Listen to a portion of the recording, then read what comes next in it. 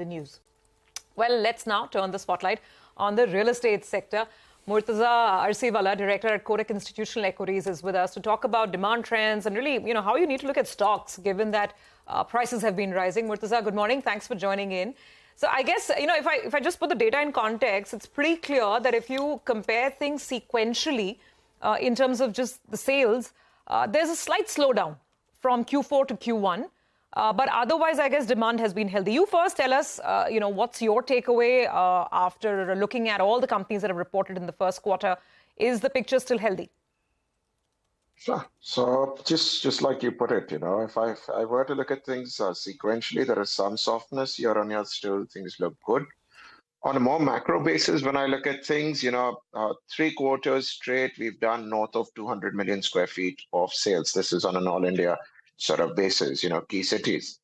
So that number is still good. Yes, we've come off the peak from, let's say, the 245, 250 number to more like a 230 number on an all India basis. Likewise, if I look at listed companies, the March quarter was fantastic. Obviously, if you recollect, DLF had that absolutely sort of stellar launch in Arbor last quarter.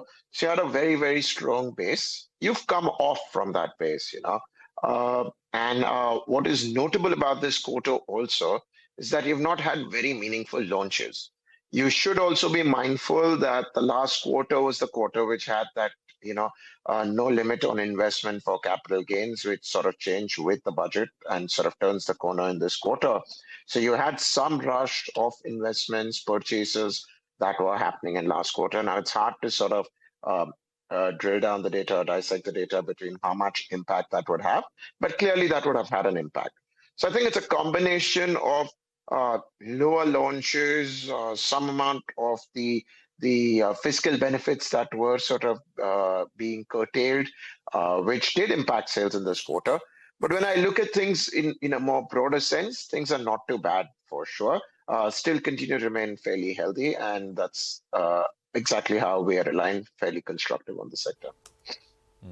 Murtaza, good morning. What stocks would you bet on from here? Assuming one doesn't already have exposure. So we've been constructive on the sector for a while now. We've had these conversations over the last few years.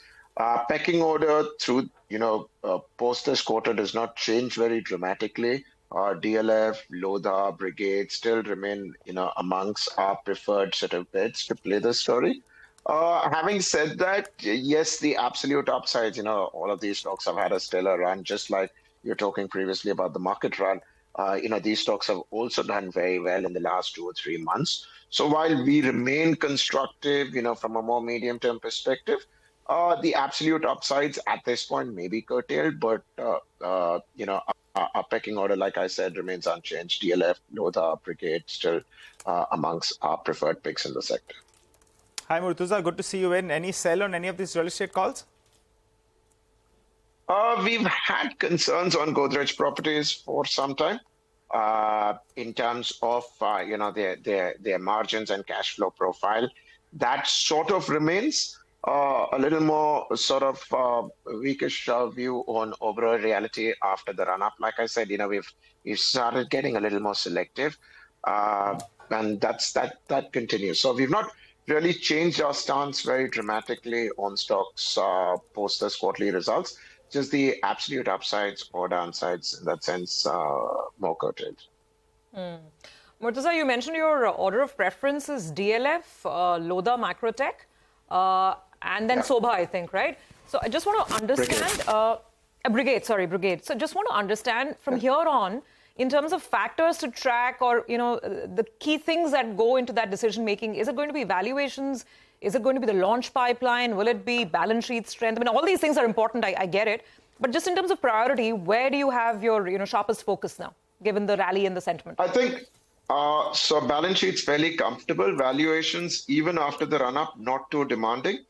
My focus point is going to remain launches. All of these companies have a fairly strong launch pipeline, fairly good business development as well.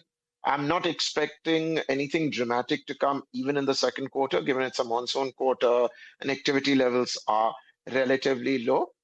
My focus would be on the second half of the current fiscal, once the festive season sort of kicks in, you should see a slew of launches across developers, strong pipelines, and how that response sort of comes through is what's going to be a key monitorable from my perspective. You know, Murtuza, on a lighter note, someone was telling me that you see, you get these messages, right? So-and-so bookings or sold out in 3 days, long, quick queue of people lining up to book apartments. Said, well, the trick is that, you can only launch a project once you have regular approval, but, what builders do apparently, and you would know this better, they sound out brokers, collect checks to only deposit them later. So by the time the clearance comes, the project opens, you already have a pool of whatever expressions of interest or whatever as compared to the flat show. No, so, I don't know. Okay, Is so you're saying? It creates a certain frenzy, FOMO. I'm not saying the real demand is not there. Let's put it this way. Let's think of that as marketing tactics Absolutely. of developers. Needless to say, a person would not sort of, a project of that large sizes wouldn't sell out. But I've usually not focused on whether they sold out in 3 days or 5 days or 7 days or over a weekend. In my head, I think I look at the bigger picture, step back and say, okay, let's take DLF's example, for instance, because that was a stellar one last quarter, and this quarter you've not seen any such launches. Now, whether you did 80 billion of sales in 3 days, 10 days, or even a quarter, the fact is to put together 80 billion of sales. I mean, look at the numbers. If you went back a few years ago, DLF was doing like 20, 30 billion of sales annually. No, absolutely. I'm just saying. So not taking away from that, but yes, I personally, from a market perspective, I don't focus on, whether they sold out in 3 days or 5 days. I think of that as marketing gimmickry and leave it at that. Right, it definitely gets the headlines going, right, if nothing else. But as a customer, you would care, right? You'd go right there. Get the check in there. Prashant. But that's marketing. I mean, you see that in real estate, you see that elsewhere as well. Murtuza, thanks very much. Great speaking with you. Appreciate your time here on CNBC TV 18. Well, that's real estate in terms of discussion. I think we're just hitting open.